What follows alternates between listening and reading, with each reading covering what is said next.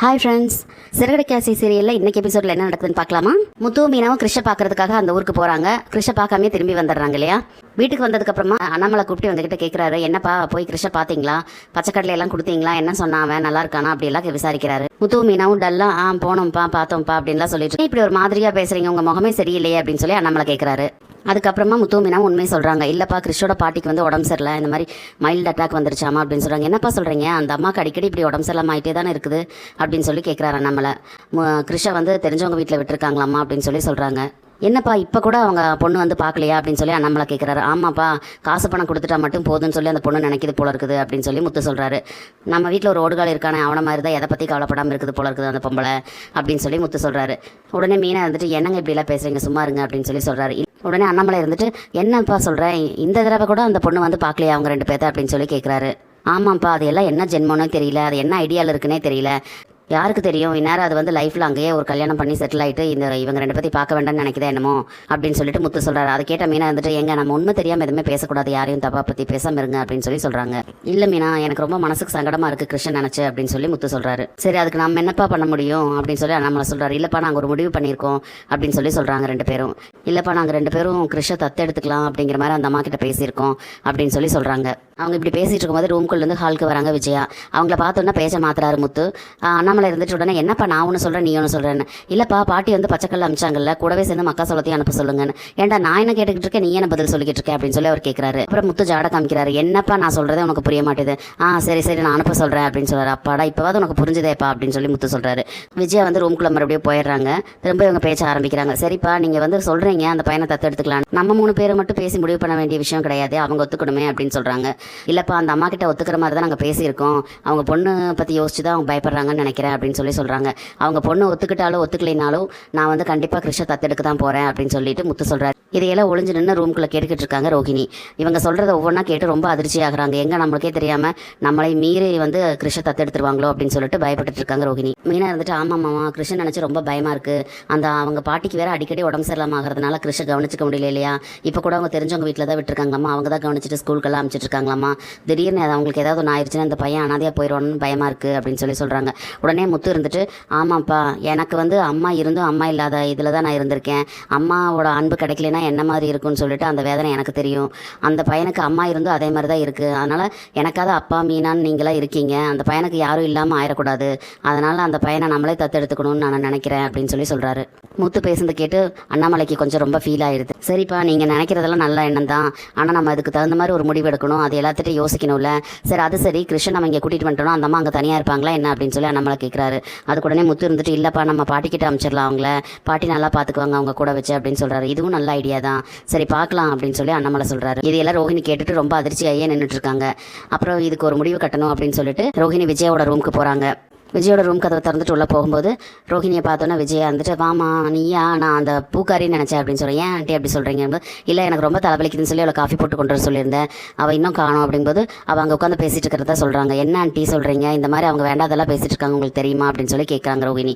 ஆமாம், அந்த கிருஷ் பையனை பார்க்கறதுக்கு தானே அவங்க போயிருந்தாங்க, அதே கதை தான் அப்படின்னு சொல்லி சொல்கிறாங்க. அந்த பையனை வந்து அவங்க தத்தெடுக்கிறத பற்றி பேசிகிட்டு இருக்காங்கன்னு அது முதலே பேசியிருந்தேன், அதான் நான் முடியாதுன்னு சொல்லிட்டேன், அப்புறம் என்ன அப்படின்னு சொல்லி விஜயா கேட்குறாங்க. இல்லை ஆண்டி, திரும்பவும் அவங்க அதை பற்றி தான் பேசிகிட்டு இருக்காங்க அப்படின்னு சொல்லும்போது, அவங்க சும்மா அந்த மாதிரி பேசிகிட்டு இருப்பாங்கம்மா, விடுமா அப்படின்னு சொல்லி, இல்லை ஆண்டி, அவங்க நிஜமாவே தத்தெடுக்கிறத பற்றி தான் பேசிகிட்டு இருக்காங்க மாமாட்ட அப்படின்னு சொல்லி சொல்கிறாங்க. அதுக்கெல்லாம் நான் ஒத்துக்க மாட்டேன், அப்படியே அதை மீறி அவங்க தத்தெடுக்கிற மாதிரி இருந்தால் கூட அவங்க தத்தெடுத்துட்டு அந்த பையனை கூட்டிகிட்டு இங்கே வந்தாங்கன்னா மீனாவே முத்துவி இதுதான் சான்ஸ்ன்னு சொல்லி அந்த பையனோட சேர்த்து நான் வெளியே வீட்டை விட்டு துரத்திடுவேன் அப்படின்னு சொல்லிட்டு விஜயா சொல்கிறாங்க. அதை கேட்ட உடனே ரோஹிணிக்கு வந்து ரொம்ப அதிர்ச்சி ஆகுது. என்னான்ட்டி நீங்கள் இப்படி சொல்கிறீங்க அப்படின்னு சொல்லி சொல்கிறாங்க. ஆமாம், அந்த அனாதை பையனை கூட்டிகிட்டு வந்தால் நான் ஒத்துக்க வேணாம் அப்படின்னு சொல்லி அவங்க சொல்ல வரதுக்குள்ள ஆண்டி அப்படின்னு சொல்லி கத்துறாங்க ரோஹிணி. உடனே விஜயா இருந்துட்டு, ஏன் ரோஹிணி இப்படி கத்துற அப்படின்னு சொல்லி கேட்குறாங்க. இல்லை ஆண்டி, நம்ம அந்த மாதிரி விட்டுறக்கூடாது இல்லையா, அதை தான் சொல்ல வந்தேன் அப்படின்னு உடனே மாற்றிடுறாங்க. ஆனால் அதுக்காக சொல்ல வரல ஆண்டி, என்னதான் இருந்தாலும் அவங்க அந்த குழந்தையை தத்தெடுத்தாங்கன்னா நம்ம குடும்பத்துக்கு தானே அவமானம், இந்த மாதிரி குழந்தையை தத்தெடுக்கிறாங்க ஏன் இப்படி அப்படின்லாம் நினைப்பாங்கல்ல அப்படின்னு சொல்லி ரோஹிணி சொல்கிறாங்க. எனக்கு என்ன அவமானம், யார் என்ன கேட்க போகிறாங்க, அவள் குழந்தையை தத்தெடுத்தானா அவளுக்கு தான் குழந்தை பிறக்கிறதுல ஏதோ பிரச்சனை இருக்குது, இருக்குதுன்னு சொல்லி ஊரார் பேசுவாங்க. அதை பற்றி எனக்கு என்ன கவலை, அதெல்லாம் கேட்கறக்கு நான் என்ன அவளை என் வீட்டுக்குள்ளே வச்சிருக்கவா போகிறேன். எப்போ அந்த குழந்தையை கூட்டிகிட்டு உள்ளே வராங்களோ அப்போவே நான் அவங்க 3 பேத்தையும் அடித்து துரத்திடுவேன் வெளியே அப்படின்னு சொல்லி சொல்கிறாங்க.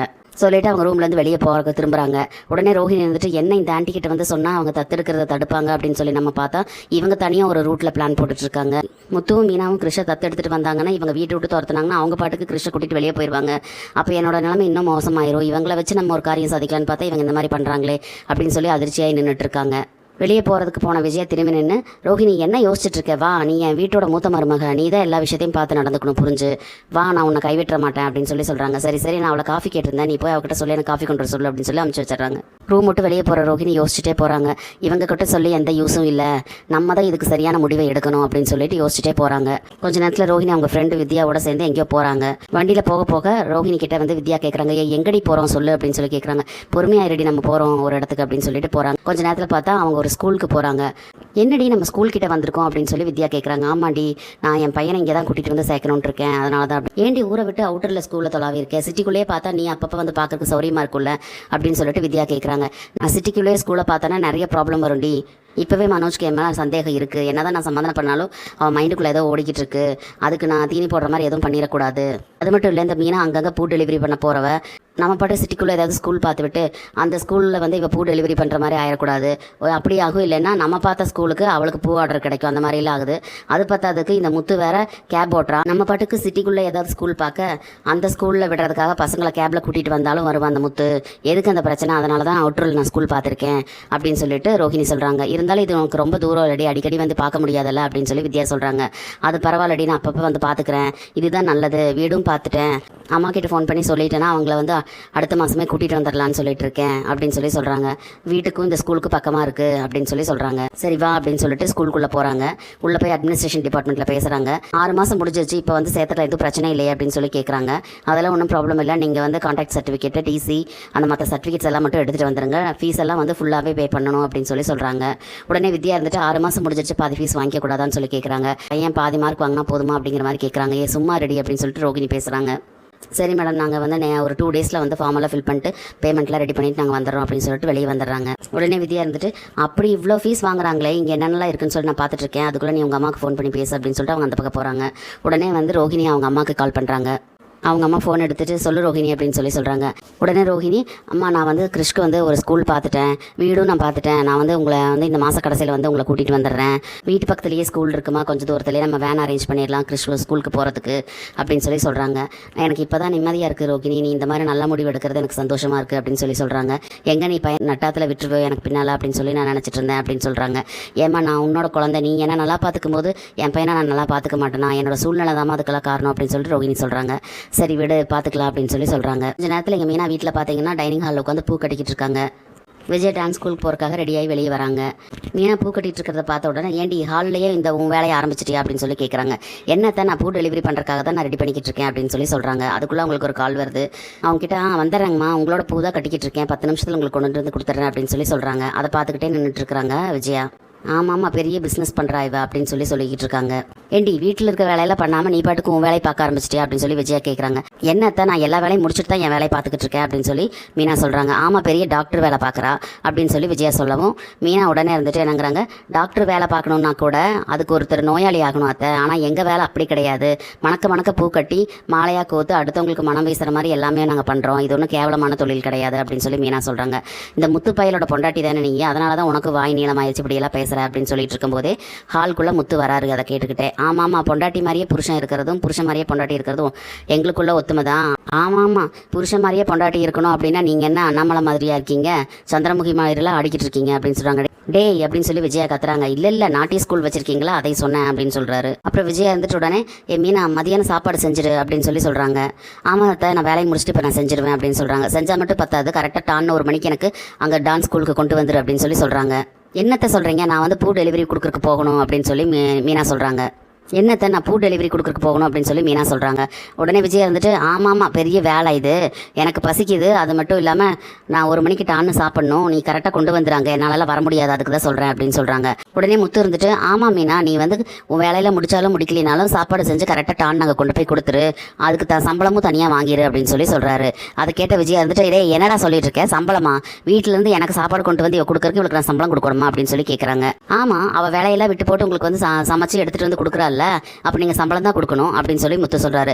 அவள் இந்த வீட்டில் தான் உட்காந்து சாப்பிட்றா, அதுக்கு என்ன அவள் காசாக கொடுக்குறா, அதுக்கு தான் அவள் வேலை செய்கிறா அப்படின்னு. மீனா தான் இந்த வீட்டில் எல்லா வேலையும் செய்கிறா, சமைக்கிறா, எல்லாமே பண்ணுறா, உங்களுக்கு எடுத்துகிட்டு கூட போக முடியாதா, அவங்களுக்கு எடுத்துகிட்டு வந்து கொடுக்கணுமா, அது மட்டும் இல்லை நாங்கள் வீட்டுக்கு செலவுக்கும் காசு கொடுக்க தான் செய்கிறோம் அப்படின்னு சொல்லி முத்து சொல்கிறாரு. டே என்னடா இப்படியெல்லாம் பேசுகிற, ஒரு மாமியாருக்கு ஒரு மருமக சாப்பாடு எடுத்துகிட்டு வந்து கொடுக்கறது தப்பாடா இது அப்படின்னு சொல்லி சொல்கிறாங்க. அடடடா அப்படின்னு சொல்லிட்டு என்ன ஒரு அதிசயமாக இருக்குது அப்படின்னு சொல்லிட்டு மீனாவை வந்து மருமகளேன்னு சொல்லிட்டாங்களே அப்படிங்கிற மாதிரி சொல்லிட்டு முத்து வந்து அப்படியே நெஞ்சில் கை வச்சு ஹார்ட் அட்டாக் வர மாதிரி ஆக்டிங் கொடுக்குறாரு. அதை பார்த்து விஜயா முறைச்சிக்கிட்டே நின்றுட்டு இருக்காங்க. அதை பார்த்து சிரிச்சுக்கிட்டு இருக்காங்க மீனா. ஏதாவது காரியாகணும் வேலையாகணும்னா மட்டும் மீனாவை மருமகளேன்னு சொல்கிறாங்க விஜயா. எதையுமே பெருசு பண்ணாமல் பிறந்தன்மையாக எடுத்துகிட்டு போகிறாங்க மீனா. இன்னைக்கு எபிசோட் இப்படி தான் முடியுது. நாளைக்கு என்னெல்லாம் நடக்க போகுதுன்னு நம்ம பொறுத்து இருந்து பார்க்கலாம். நம்ம வீடியோ பிடிச்சிருந்தா லைக் பண்ணி சப்ஸ்கிரைப் பண்ணுங்கள் ஃப்ரெண்ட்ஸ். தேங்க்யூ.